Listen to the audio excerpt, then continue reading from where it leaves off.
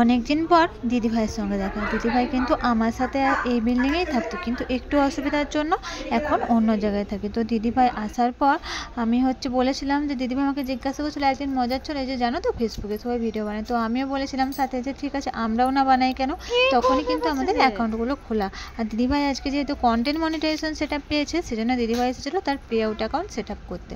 তো তারপরে কি হয়েছে বলো তো, এখানে আসার পরে জানো তো সব বাচ্চাগুলো যখন একসঙ্গে হয় না, ওদের জানো তো আলাদাই একটা মজা হয়। এখানে জানো তো যত আরেকটা নতুন এসছে মারোয়ারি মারাঠি একটা দিদি এসছে, তো তার ছেলেটা আর আমার মেয়ে সবাই মিলে জানো তো একসঙ্গে খেলা করতে থাকে। আর আমার মেয়েটা জানো তো খুবই দুষ্টু, তো এইভাবে ও দুষ্টামি করতে থাকে। ছোট ছোট বাচ্চাগুলো জানো তো ওরা খুব সুন্দরভাবে খেলতে থাকে। আর বিকেলের দিকটা কী হয় বলো তো, আমাদের দেশের মতো তো না যে এখানে সেখানে ঘুরবে।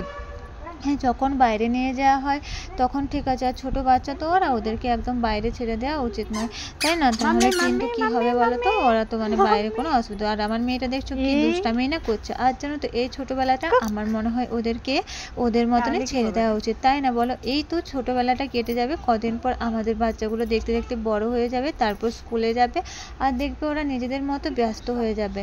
আর আমার জানো তো মাঝে মধ্যে কী মনে হয়, অনেকেই বলে জানো তো তুই রোগা হয়ে গেছিস বাচ্চা সামলাতে সামলাতে। আমার কি মনে হয় বলো তো, এটাই তো সব থেকে ভালো সময়, তাই না বলো?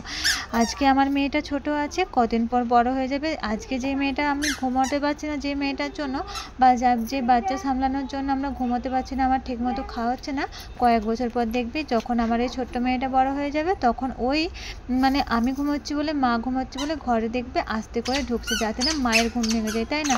সব কিছুই কিন্তু আমি আস্তে আস্তে ফিরে পেয়ে যাবো, শুধু পাবো না কি বলো তো, আমার এই মেয়েটা ছোট্টবেলার স্মৃতিগুলো। হ্যাঁ, এগুলো আমার স্মৃতি হয়ে থাকবে। অনেকে ভাবে যে আমরা টাকা রোজগারের জন্য শুধু ভিডিও বানাই, না, এগুলো কিন্তু আমাদের স্মৃতিও।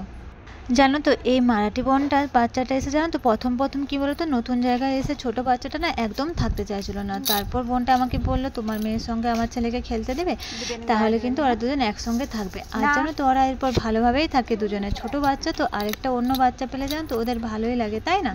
আর দেখছো এই পাশে জানো তো যে ফ্ল্যাটটা দেখতে পাচ্ছ না, ওখানেও জানো তো অনেকগুলো ছোটো ছোটো বাচ্চা আছে। ওরাও কি করে বলো তো, ওরা ঘুটুম্বুড়িকে ডাকতে থাকে, আসো না আমরা একসঙ্গে খেলবো। কিন্তু কি হয় বলো তো, এপাশ থেকে ওপাশে তো যাওয়া সম্ভব নয়, তাই না?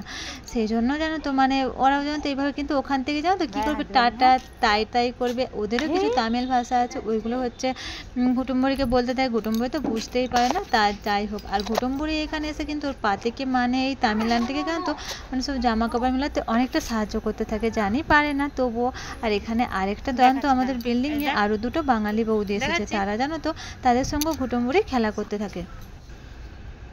যতই আমি একটু একটু তামিল ভাষা বলতে পারি এখন বা হিন্দিতেও কথা বলি, কিন্তু কি হয় বলো তো, আমরা এই বাইরে থাকি না, যতই যাই হোক না কেন, যদি বাংলা ভাষায় না একটু কথা বলতে পারি, বাংলায় আমাদের নিজেদের মাতৃভাষায় আমরা কথা বলে যতটা শান্তি পাই, আমরা অন্য যে ভাষায় যার সাথেই কথা বলি না কেন, কেন জানি ভালো লাগে না বা একটু শান্তি পাই না, জানো তো? আমি প্রথম যেখানে থাকতাম সেখানে পুরো তামিল ফ্যামিলি ছিল, আমি তো বাংলাতে কথা বলতেই পারতাম না। আমি যেন চাতক পাখি যেমন একটু জলের জন্য অপেক্ষা করে থাকি না, আমিও ভাবতাম যে কাউকে যদি একটু বাঙালি পাই একটু কথা বলবো।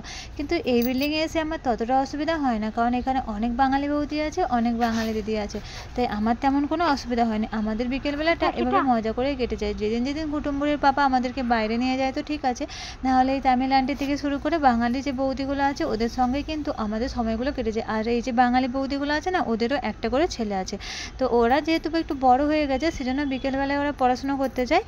তাই যেদিন বিশেষ করে সানডেতে যখন থাকে, তখন তোমাদের ঘুটুম্বুড়ির সঙ্গে অনেকটা খেলাধুলা করে।